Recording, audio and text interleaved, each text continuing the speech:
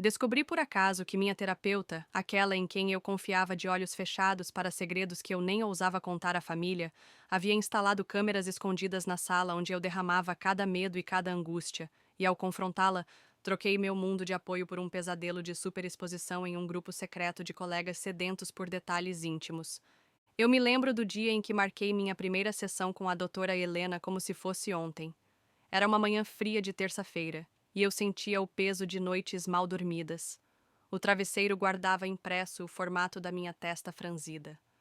Quando cheguei ao consultório, notei no corredor um difusor de lavanda, mesas baixas de madeira clara e aquele cheiro suave que promete acolhimento. A secretária, com voz mansa, me convidou a sentar em uma poltrona cinza, onde eu poderia apenas desconectar do mundo lá fora. Ou assim eu acreditava. As primeiras conversas foram leves. Eu falava de ansiedade no trabalho, de um relacionamento que estagnara, de medos que cresciam como ervas daninhas. Ela assentia com o queixo, anotava no bloco de notas e devolvia reflexões que me faziam sentir ouvido. A cada sessão, soltava uma preocupação guardada há meses: o medo de falhar, as crises de pânico no meio da rua, o peso de lidar com cobrança familiar. Saía de lá com a sensação de estar descarregando um saco pesado de pedras. A vida parecia, por algumas horas, um pouco mais leve.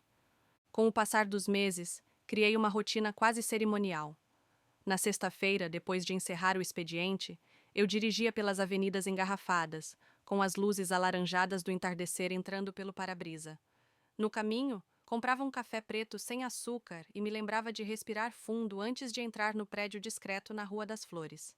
No elevador, checava mensagens. As últimas, só um boa noite da doutora Helena confirmando o horário da próxima semana. Então firmava a decisão de me abrir completamente. Foi numa dessas sextas-feiras, por volta das 15 sessões, que eu notei algo estranho no meu telefone. Ele estava descarregando a bateria num ritmo incomum, apesar de eu não ter usado nada além de uns minutos de WhatsApp no caminho. Abri as configurações e vi que o consumo de câmera aparecia em uso constante por um app que eu não havia instalado. Meu coração acelerou. Será que era algum malware? O que poderia gravar minha câmera sem eu ter dado permissão? Decidi investigar com cuidado. Conectei o telefone ao computador, abri pastas ocultas e encontrei uma sequência de arquivos de vídeo com nomes criptografados. Cessal 2025.mp4, Cessal 2025.7 em MP4. Cada um com data e hora exatas de quando eu estava na sala da terapia. Passei a mão na testa, sentindo um suor frio. Confirmei. Eram exatamente as sessões em que eu me abria sobre perdas, traumas e medos mais profundos. Sem saber em quem confiar, decidi recorrer a um amigo de longa data, o Lucas. Ele trabalhava com segurança de redes e tinha um jeito técnico de dissecar problemas eletrônicos. Mostrei a ele os arquivos, expliquei a pasta oculta que surgia no pendrive que eu usava para backups. Lucas franziu o senho. Cara, isso não é normal. Seu app de câmera nunca foi tão usado assim. Alguém está gravando direto.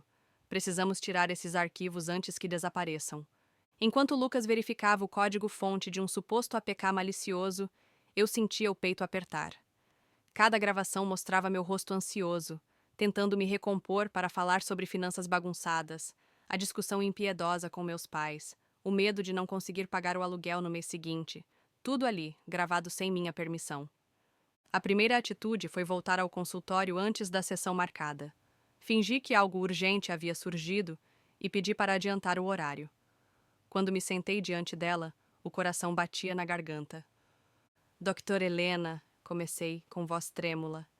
Recebi alguns arquivos no meu telefone, vídeos, gravados no consultório. Sabe do que eu estou falando? Ela suspirou, pousou a caneta no bloco de notas e olhou para mim com um misto de surpresa e temor controlado. Vídeos? Ela repetiu, quase sussurrando. Eu não sei a que você se refere. Não minta. Balancei o telefone na frente dela, mostrando duas miniaturas. Esses. Sessões inteiras, sem meu consentimento. Explique. Por um instante, o silêncio dominou a sala perfumada.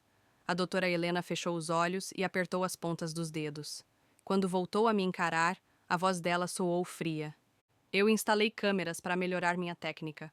Assisti a cada sessão depois, fiz anotações, achando que isso poderia me ajudar a diagnosticar melhor meus pacientes. Meu estômago se contorceu. Eu respirei fundo para não gritar. E esses arquivos? Você compartilhou com quem? Ela desviou o olhar.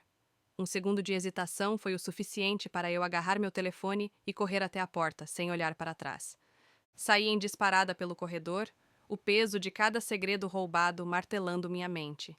A cada passo ecoado, eu pedia para que aquilo fosse um pesadelo, mas sabia que a realidade era muito pior.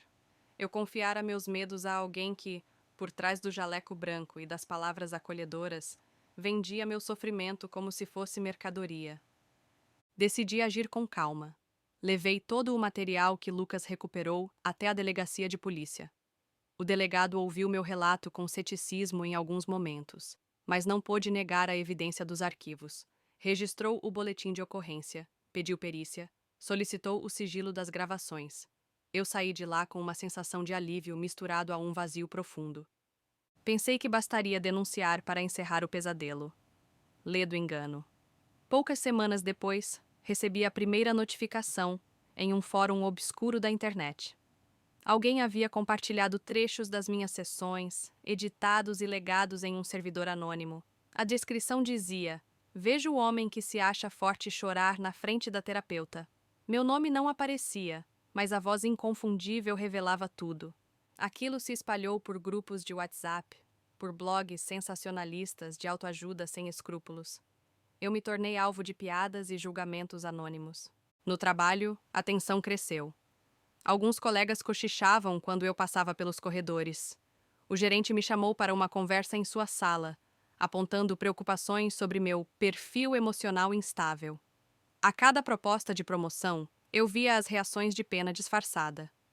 Meu desempenho despencou, porque a vergonha me impedira de me concentrar. Perder o respeito profissional foi um golpe tão duro quanto ter meus segredos expostos. Em casa, a situação não foi menos arrasadora. Minha namorada na época, a Marina, tentou me apoiar no começo, mas quando ouviu sobre as gravações viralizadas, seu olhar mudou. Passou a me questionar sobre detalhes das sessões, como se eu tivesse inventado tudo para chamar atenção. As discussões se tornaram cada vez mais frequentes. "Você falava demais sobre mim naquela sala", ela reclamava. "E agora, todo mundo sabe." Naquela noite, ela abriu a bolsa, pegou o cartão de crédito, olhou para mim e disse: "Não sei se ainda posso ficar com alguém que transforma tudo em terapia. Eu preciso de um tempo." Não houve choro que comovesse. O tempo corroeu a relação como ácido, e ela se foi no silêncio de quem já sabia a resposta. Eu me vi sozinho numa casa que antes significava refúgio. Procurei um advogado indicado pela polícia para entender meus direitos. Descobri que processar a doutora Helena custaria um valor que eu não tinha.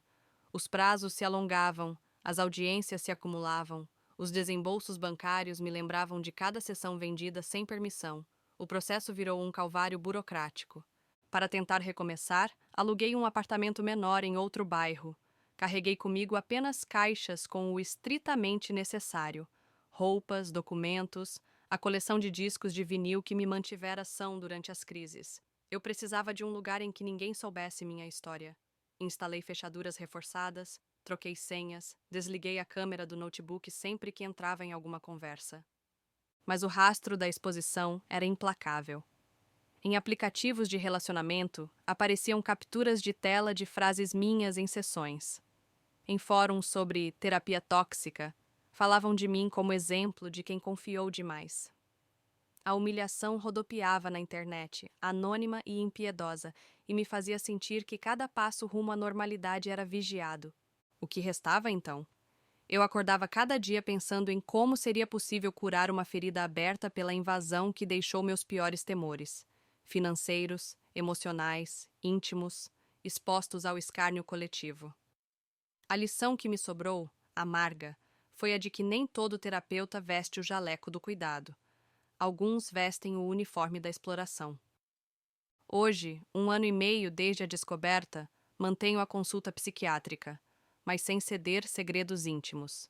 Aprendi a limitar minhas confissões, a proteger partes de mim até que o outro mereça total acesso.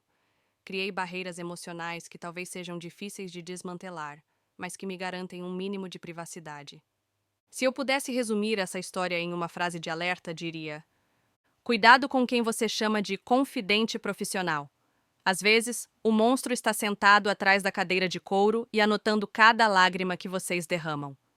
E enquanto as cicatrizes do meu orgulho saram lentamente, vivo com a certeza de que a maior traição não é apenas roubar segredos, é usá-los contra quem confiou.